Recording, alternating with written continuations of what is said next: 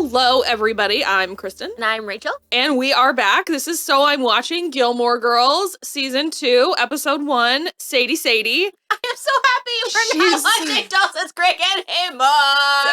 So excited. You get a reprieve for a while. We will be back to Dawson's Creek. Yeah, which is fine. But I feel like you have to watch through Season 3 of Dawson's Creek. I'm going to. Okay. I need some time away. Yeah, that's right.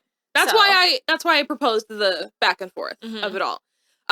If you have been enjoying our Dawson's Creek, I do have to say we are not doing reactions to Gilmore Girls. It's just not a very reaction heavy show. No.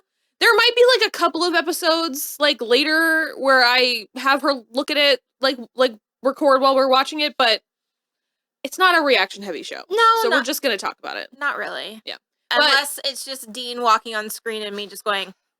He's a series regular, so he got added to the credits. As soon as his picture showed up, she was like, ugh.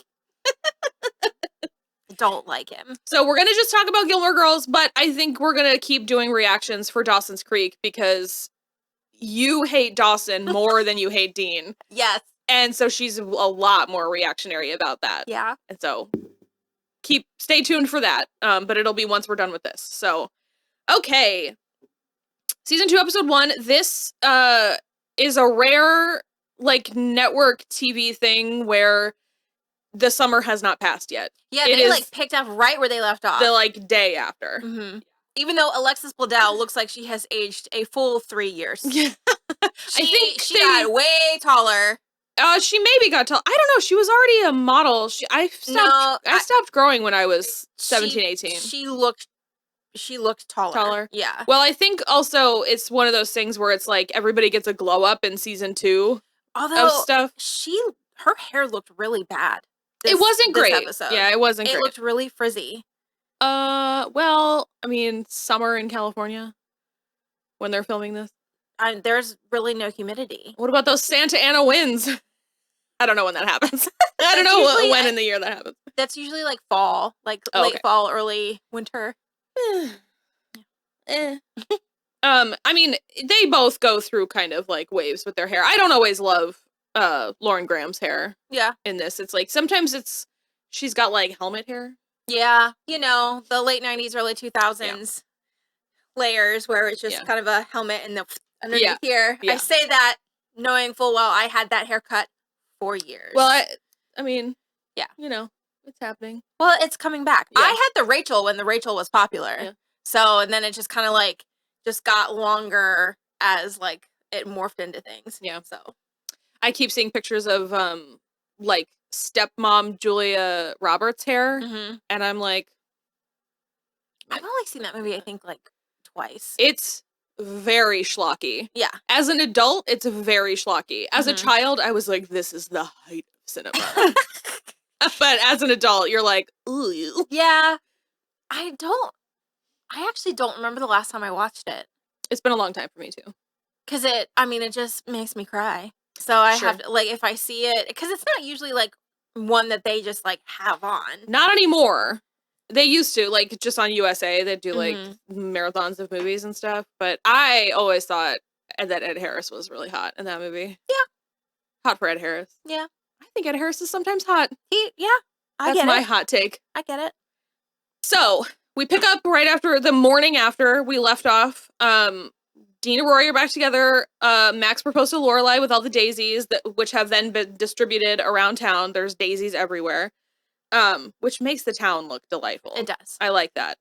There's not a ton that happens in this episode. Lorelai is pretending like she's not sure if she's going to say yes or not, which I found really a little bizarre. Yeah. So she's going around. She tells Suki, and Suki's super excited. She gets really pumped that she can cater and plan the cake and do all this stuff, and it's great. And Side note, have you seen Funny Girl? No. We should watch it. It's really good. The Sadie? Mm-hmm. Okay. Yeah, because when she's engaged, there's an inner monologue where she sings the Sadie, married lady. Oh, okay. Mm-hmm. Gotcha. So she also is she's on her way to the market and she stops by Bootsy's newsstand to buy a paper for Rory. And then she gets caught up with the wedding magazines, and everybody seems to kind of already know. And the wedding magazine is just a confirmation that she's been proposed to. And then everybody loses their ever-loving shit when they realize she hasn't told Luke yet. And she's like, Luke and I are just friends. I mean, bullshit, obviously. But everyone's like, oh, of course, yeah, sure. But, like, you really need to tell him. And Lorelai's like, it won't be a problem if he just finds out. And I'm like, it will be a problem if he just finds out. She's such an idiot. And especially coming off the heels of the Joey and Dawson nonsense on Dawson's Creek, Rachel was like, are you kidding me? Just the opposite way. And I was like, yeah. So everybody is like reenacting a zombie movie outside the windows of the diner while she goes to tell him. And he reacts predictably. He like starts to be kind of a dick about it. He's like, he starts poking holes. Poking holes for sure. Like, where are you going to live? How are you going to do the banking? You know, my parents didn't talk about anything. And then my mom died and my dad didn't know where the coupons were. And like all this stuff. You just open things until you find them. Well, the whole reason that Luke is the way he is like his daddy issues. And like, that's not the kind of man his father was. No, I know, but I'm mad about it. Yeah. And I'm just like, there are ways to help yourself. You just have to help 100%. Yourself. Well, Luke helps himself. Oh, yeah. Luke is a great guy. This is 100% directed towards Luke's dad. Yeah. Luke is fine. Yeah. Hot little curmudgeon. Oh, he's so flannel. This season, too, is going to be really good for you and Luke. Okay. So the amount of episodes we're going to do today, we are just going to miss meeting Jess, I think, but we'll meet Jess next time. And the like Luke and Jess relationship is frustrating, but very character rich. So it's a lot of fun. Okay. What else? Rory was in the top 3% of her class. Richard and Emily are very excited about it. And Lorelai and Rory already know, which I love that moment, especially after all of the season 1 stuff where Emily was like, well, I know this about Chilton and you don't know anything about Chilton. And then Lorelai was like, yeah, I know. And she's like, well, who do you know at Chilton? And she goes, Rory. Yeah. Just that one right there, the kid. So that's super funny. And then they say they're going to have a super special dinner just for Rory the following week. Rory can invite a friend if she wants. Emily's clearly meeting Lane or like maybe a kid from Chilton. Yeah. But Rory wants to invite Dean. It's fine. Whatever. Emily recovers pretty quickly. And then she's actually so nice through the whole dinner. Yeah, well, especially like because he kind of suffered through that bit. The beer bit. Yeah. Yeah, which is fantastic. He seemed good-natured or good humor about it. Yeah. By the end of it. So I think that's why she came around. She was like, okay, he can deal with some ribbing. Well, the other thing too is like I would imagine that Emily did not tell Richard about the dance thing. That Rory was out all night at the dance. But I love, too, that she's sort of gotten over that. Where she's like, I know that's the same boy. Emily. Yeah. Apparently that's controversial. No, Emily is great. I like her. I think the thing with Emily is that her success or failure hangs only on Kelly Bishop's shoulders. Yes. And so that's why she's a success. Is because Kelly Bishop is so good at, like, keeping her this side of sympathetic. Richard, on the other hand, cannot hang. Oh, I immediately knew why. Yeah.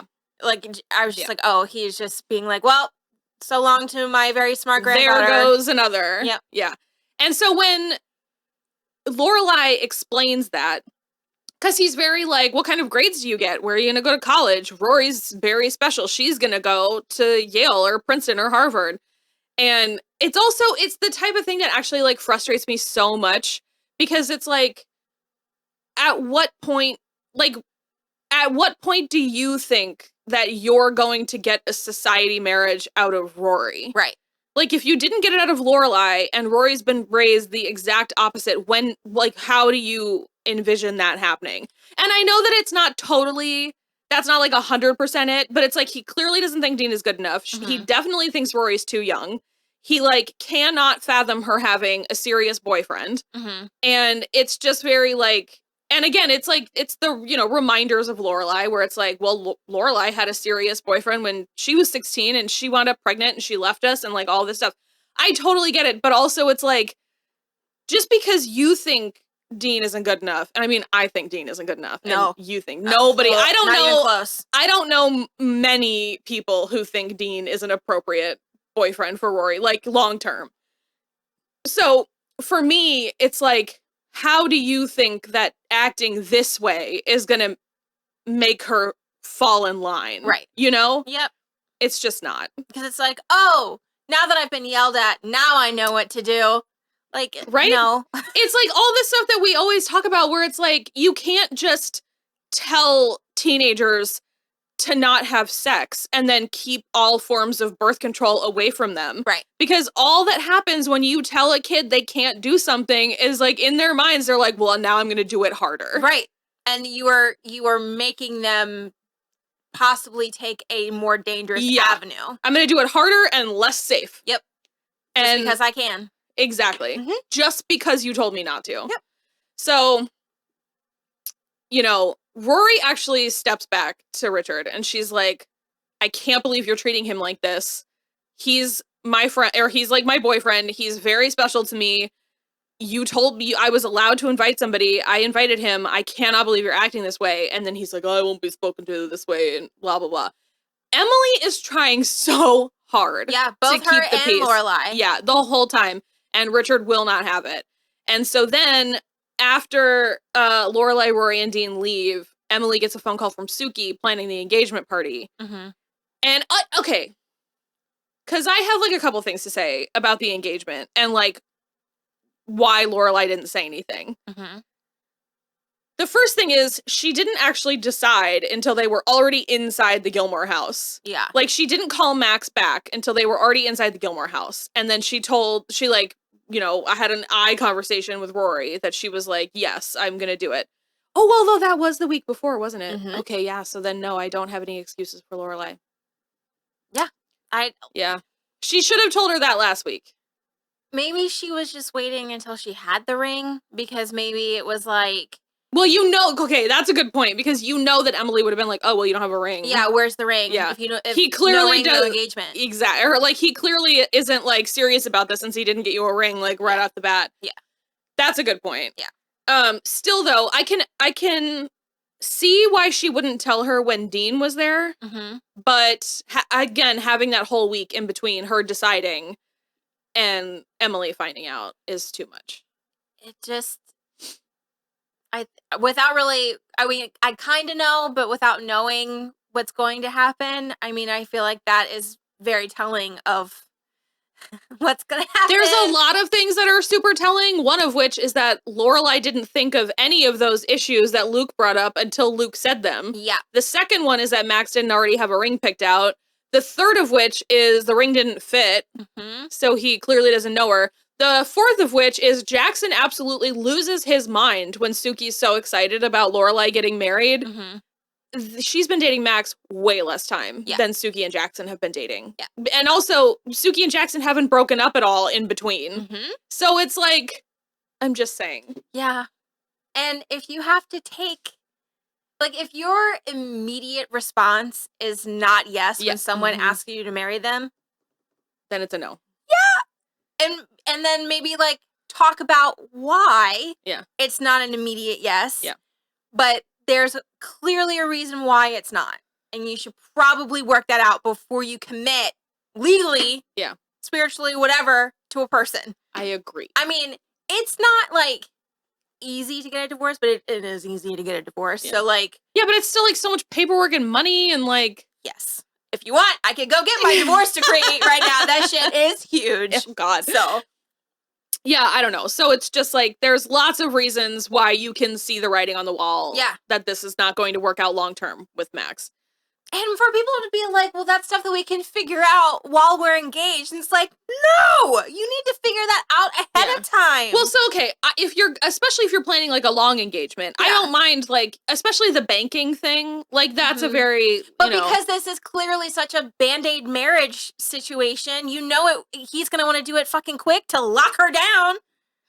Right. So they're not going to fucking talk about this stuff until it's too late. So, like, there's this thing that parents say all the time that absolutely drives me nuts. And they're like, you'll appreciate this when you're older. And I'm like, okay, but as you're saying that to me, you're moving me halfway through my high school career. Yeah. And I'm mad at you about it. And I don't understand why Mom and I can't just rent a townhouse and stay here so I can graduate with my friends. I think that applies for many things in life, especially moving forward, because my husband and I dated for like 4+ years before we got engaged. And at the time, I was like, are you shitting me? This long? And now I'm like, that was the best decision we ever made. It was like 4+ years. We got engaged. So we started dating in 2013. We got engaged, or we started dating in 2009. We got engaged in 2013 and we got married in 2014. Perfect. Yeah. And I just like, now looking back at it, I'm like, I could not imagine getting married to somebody like that I had been dating less than 2 years, which is what happens all the time on TV shows. And you did it too. First one, dated for a year. We were engaged for almost a year. And then the second one, we were dating. I was gonna say, you guys dated. Well, we dated for a year, and then we were engaged for a year, and then he died. And then that one. Yeah, and then the second one, we dated for a year, we're engaged for a year, and then we're married for a year and a half. It's just that doesn't seem right. I feel like we were all in 5 years. So you must have been dating for like a year and a half before you got engaged. Yeah, I think you're right. Regardless, now I'm at the point where it's like, I still don't know everything about my husband, and we've been together for like almost 15 years. Yeah. And I'm like, still there's stuff every day that I'm like, oh, I didn't know that about you. People are multidimensional. You know what I mean? And like, if you are with someone who is not growing, that's a problem. A big problem. So you have to be with someone long enough to notice their shifts and their adjustments. And to know that, like, your parts will grow together. Yes, and so it might not be exactly the same, but you guys can, like, still kind of do it a little bit. So, because that's the part where, like, you think you've got someone figured out, and their little adjustments, you're like, yeah, no, I can do this. And then they're like a Scooby-Doo villain, and they're like, and then you're in too deep. Then it's, I just, like...